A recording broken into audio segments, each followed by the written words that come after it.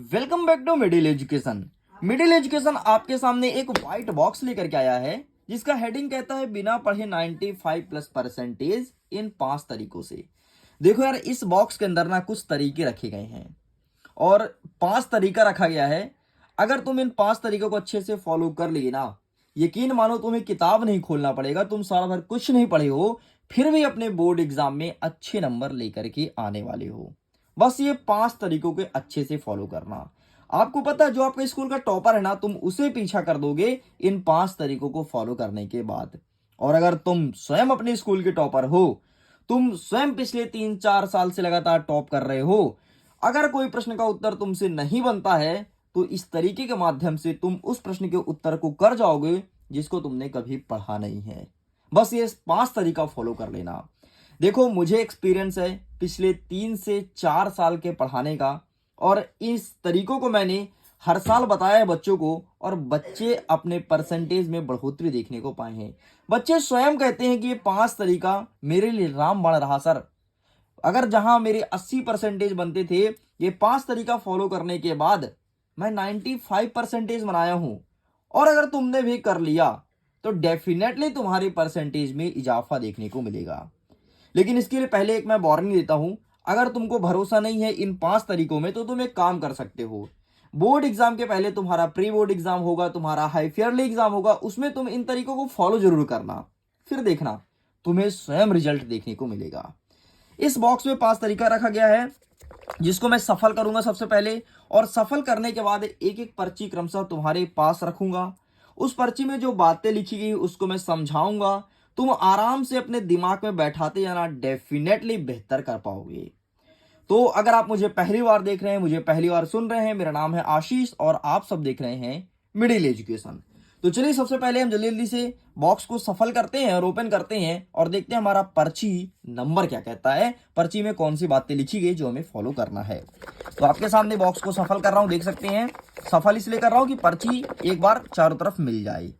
चलिए भाई साहब, तो हमारा पहला चिट आपके सामने ओपन होने जा रहा है, ये रहा। तो पहले पर्ची को मैं निकाल लेता हूं, साइड कर लेता हूं, बाकी इसे कर देता हूं बंद क्योंकि इसे फिर से सफल करना पड़ेगा। ये आपके सामने पर्ची है, पर्ची में मुझे नहीं पता क्या लिखा है, लेकिन ओपन करेंगे तो पता लगेगा कि लिखा क्या है। सबसे पहले लिखा है सब्जेक्टिव। सब्जेक्टिव का मतलब क्या होता है बहुत सारे बच्चों को नहीं पता होगा, तो मैं बता देता हूं। अगर तुम्हारे 2 अंक की प्रश्न है, 3 अंक के प्रश्न है, 4 अंक के प्रश्न है, जिसे तुम प्रश्न उत्तर कहते हो, उसे कहा जाता है सब्जेक्टिव। इसमें लिखा है कि परिभाषा और उदाहरण, और जो नहीं बन रहा उसका कीवर्ड लिखकर आना है। अब जरा समझो परिभाषा उदाहरण क्यों लिखा गया है।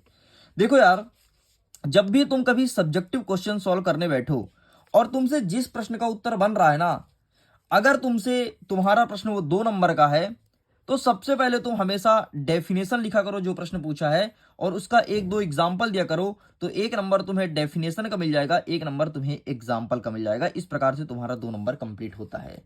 बहुत सारे बच्चे क्या करते हैं, केवल डेफिनेशन लिख करके चले जाते हैं, एग्जाम्पल देते ही नहीं है, उनको 1 ही नंबर मिलता है। और बोर्ड एग्जाम में कॉपी चेक करने का यही तरीका है, इसी तरीकों से नंबर दिया जाता है।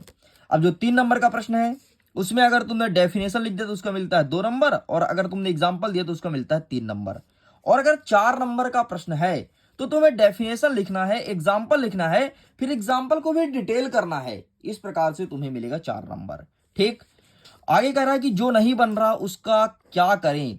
तो देखो, जिस प्रश्न का उत्तर तुमसे नहीं बन रहा है उसका तुम कीवर्ड कुछ याद रखो। अब कीवर्ड आगे बॉक्स में रखा है, मैं दिखाऊंगा कि कीवर्ड क्या होता है, उसको मैं समझाऊंगा। तो ये पर्ची तो वैसे लास्ट में निकलना था, लेकिन सफल करने में पहले आ गया, इसलिए पहले इसके बारे में बता दिया। बाकी ये लास्ट में ही आपको अच्छे समझ में आएगा जब बाकी और आप देख लोगे। तो इसे अभी हम साइड करते हैं, इस पर्ची में भी बाद में डिस्कस करेंगे कीवर्ड क्या होता है, कैसे लिखना है जिस प्रश्न का उत्तर नहीं बन रहा है। तो इसे अभी हम साइड करते हैं। नेक्स्ट हम फिर से इसे घुमाते हैं और देखते हैं नेक्स्ट हमारा पर्ची क्या निकल रहा है। चलो पर्ची, अब बॉक्स को ओपन कर ले फटाक से। तो ये रहा मेरा व्हाइट बॉक्स एंड ये रहा ओपन। तो चलो यही पर्ची उठा लेता हूँ जो पहले है। ठीक, चलो बॉक्स को बंद करता हूं और पर्ची आपके सामने ओपन करता हूं। क्या लिखा है देखते हैं। पर्ची में लिखा है कि सब्जेक्टिव क्वेश्चन हैक्ड। इसका मतलब ये है कि सब्जेक्टिव क्वेश्चन को हैक्ड कैसे करें, किस प्रकार से आंसर लिखना है। देखो यार, जब भी तुम 1 नंबर 2 नंबर का प्रश्न लिखने बैठो, ध्यान सुन लो, 1 नंबर का नहीं, सॉरी 2 नंबर 3 नंबर 4 नंबर का प्रश्न लिखने बैठो, जो तुमसे प्रश्न का उत्तर बन रहा है ना, उसे तुम हमेशा पहले पेज में लिखो। और पहले पेज में काट पीट कभी मत करो, क्योंकि जो कॉपी चेक करने वाला होता है ना, उसको एक दिन में 1000 बच्चों की कॉपी चेक करनी होती है। अब बताओ, एक दिन में 1000 बच्चे का कॉपी चेक करना है, एक दिन में वो 6 घंटे ही ड्यूटी करता है। 6 घंटे मतलब 1 घंटे में होते 60 मिनट। ठीक है, तो 6×36 मतलब 360 मिनट है उसके पास मात्र। 360 मिनट में उसे 1000 बच्चों को कॉपी चेक करना है। वो आपके लिखने का तरीका देखता है यार, कि तुम किस प्रकार से लिख रहे हो। तुम्हें पहले पेज को देख करके वो समझ जाएगा कि तुम इंटेलिजेंट हो या फिर नहीं हो। तुमसे कुछ नहीं आता ना, पहले पेज में तुम आंसर सही लिखो जो तुमसे आ रहा है, और काट पीट बिल्कुल मत करो, बिल्कुल पहले पेज में मत करो। First impression is last impression. अगर तुमने पहले ही पेज में काट पीट कर दिया, समझो तुम्हारा नैया पार नहीं होगा, और तुम्हारा जो टारगेट है 95 वो नहीं बनेगा। तो पहला तरीका जो बन रहा है वही उत्तर लिखना है, और पहले पेज में लिखना है जिसमें काट पीट बिल्कुल नहीं कर रहा है, नहीं करना है। एंड जो बन रहा है उसी को करो, इसको मैंने बता दिया। अब देखो, जो नहीं बन रहा उसमें क्या करोगे। जैसे सपोज करो कि न्यूटन से संबंधित प्रश्न पूछा है, ठीक है, लेकिन न्यूटन का उत्तर तो तुमसे नहीं आता है। तो न्यूटन से संबंधित जितना भी तुमको ज्ञान है, उस प्रश्न के उत्तर में लिखते जाओ कि न्यूटन ने ये किया, वो किया, न्यूटन ने 3 नियम दिया। अगर ये सब चीजें लिखते हो तो तुम्हें डेफिनेटली सब्जेक्टिव में अच्छे नंबर आ जाएंगे। लेकिन पहले वही लिखना जो तुमसे बन रहा है, और पहले पेज में काट पीट बिल्कुल नहीं करना है। और अगर तुम्हारा गलती से भी काट पीट हो जाता है तो उसे केवल एक बार क्रॉस करो। जैसे न्यूटन मैंने गलत लिख दिया तो एक बार क्रॉस करो, बस इतना। ये नहीं कि तुम यहाँ गुचूड़ दिए या फिर ये कर दिए पूरा काट पीट, ऐसे करोगे देखो काफी गंदा दिखता है। अब देखो, जैसे यही चीज देखो, ठीक है, ये सपोज करो एक लाइन में लिखा हूं, मुझे केवल इतना काटना है, लेकिन तुम इतना काट के तुम क्या किए, इस तरह काटे। ये देखो कितना भद्दा दिखने लगा। कुछ बच्चे क्या करते हैं, इस तरह काट देती हैं, देखो कितना भद्दा दिखने का। इस चीज को ध्यान रखना। ठीक, तो ये हमारा दोनों कंप्लीट होता है सब्जेक्टिव वाला। चलिए आगे बॉक्स को सफल करते हैं। नेक्स्ट देखते हैं कि नेक्स्ट हमें क्या तरीका अपनाना है। और ये बॉक्स का इस पर्ची को मैं उठाता हूं, बाकी बॉक्स को क्लोज कर देता हूं। ठीक, इस पर्ची को ओपन करता हूं। इसमें क्या लिखा है, इसमें लिखा है कि क्या लिखें क्या नहीं लिखें। आंसर जब भी लिखने बैठो, सब्जेक्टिव आंसर, उसमें क्या लिखना है क्या नहीं लिखना है। तो देखो, लिखना वही है जो उससे संबंधित उत्तर। जैसे मैंने बोला न्यूटन, तो तुमको न्यूटन से संबंधित ही लिखना है। जैसे न्यूटन ने 3 नियम दिया था, ठीक है, जड़त्व का नियम न्यूटन का दूसरे नियम संबंधित है। ठीक, इस प्रकार से आपको न्यूटन संबंधित लिखना है। लेकिन क्या नहीं लिखना है, कसम मत लिखना कि माँ कसम सर अगर तुमने नंबर नहीं दिया तो तुम्हारे बच्चे मर जाएंगे, तुम्हारी बीवी की 4 शादी होगी, ऐसा तुम कसम नहीं लिखोगे। कोई गाना मत लिखना कि बढ़िया गए और फिल्मी गाना तुम लिख करके चले आए। कोई शायरी मत लिख करके आना यार, कि तुम शेर और शायर वहां कर रहे हो। भाई वो तुम्हारा शायरी नहीं पढ़ रहा है शिक्षक, बल्कि तुम्हारे आंसर को देख रहा है। अगर तुम ये सब लिखते हो तो गलत इंप्रेशन जाएगा टीचर के ऊपर, और वो तुम्हारा नंबर काट लेगा। इसका तुम भगवान का नाम मत लिखना कि जय श्री राम मुझे पास कर दीजिए भगवान। भगवान का नाम मत लिखो, क्योंकि वो तुमसे भगवान का नाम लिखने के लिए नहीं बोला है ना। तो भगवान का नाम लिखने के बाद तुम्हें नंबर मिलेगा।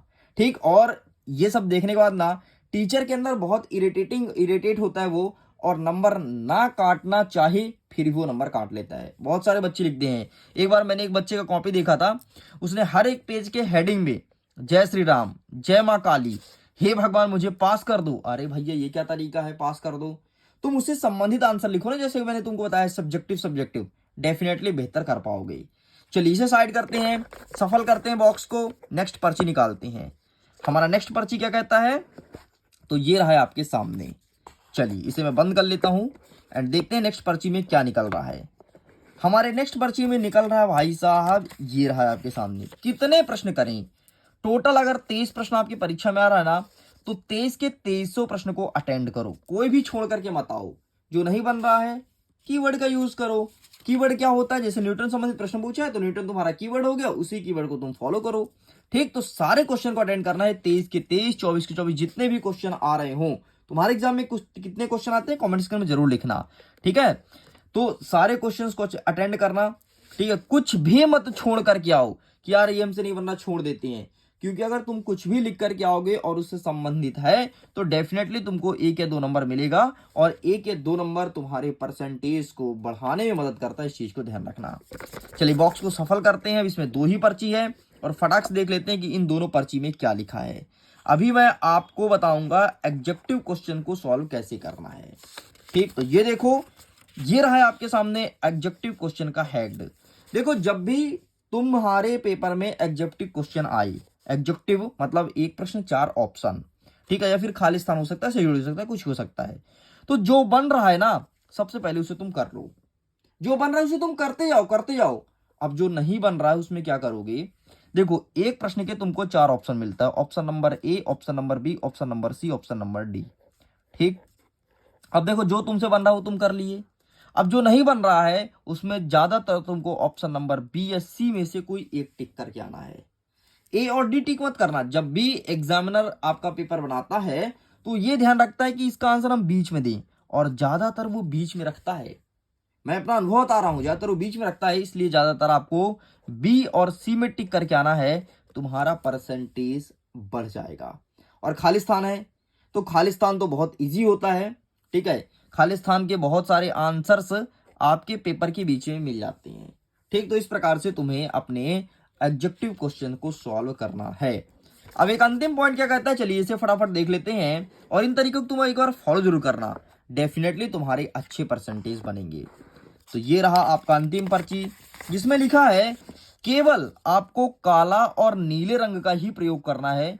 ये नहीं कि आप अपने एग्जाम में हरा रंग ले जाओ, ठीक है, बहुत सारे बच्चे ले जाते हैं, बहुत सारे बच्चे प्रश्न डालने के लिए लाल रंग ले जाते हैं, तो ना तो हरा ना तो लाल, लेकिन खास तौर में बहुत सारे बच्चे लाल ले जाते हैं, तो लाल मत ले जाना, क्योंकि लाल जो पेन होता है उसको केवल टीचर लोग यूज करते हैं कॉपी चेक करने के लिए, ठीक है, और अगर आप रेड पेन का यूज करेंगे तो तुम्हारे नंबर कट जाएंगे एग्जाम में। तो ब्लैक एंड ब्लू दो ही पेन का उपयोग करें। अगर तुमको प्रश्न लिखना है तो प्रश्न तुम लिखो ब्लैक पेन से, एंड ब्लू पेन से तुम उसका आंसर लिख सकते हो, इस चीज को ध्यान रखिएगा। वैसे आपका पहला रूल होना चाहिए कि पेन कौन सा ले जाना है, इसलिए यहाँ पे लिखा रूल नंबर फर्स्ट। इस प्रकार से मेरे प्यारे स्टूडेंट, आपके 6 के 6 हैक्ड मैं आपके सामने रख दिया हूं। मैं उम्मीद करता हूं इन हैक्ड से आपको डेफिनेटली फायदा मिलेगा, एंड आप इनको फॉलो करके अपने बोर्ड एग्जाम में अच्छे नंबर गेन करेंगे। वीडियो पसंद आए तो वीडियो को लाइक कीजिएगा, अपने दोस्तों के साथ शेयर कीजिएगा, पहली बार चैनल को सब्सक्राइब जरूर कीजिएगा। मिडिल एजुकेशन हमेशा बेस्ट कंटेंट लेकर के आता है। वीडियो गेन करता हूं, एग्जाम के लिए ऑल द बेस्ट।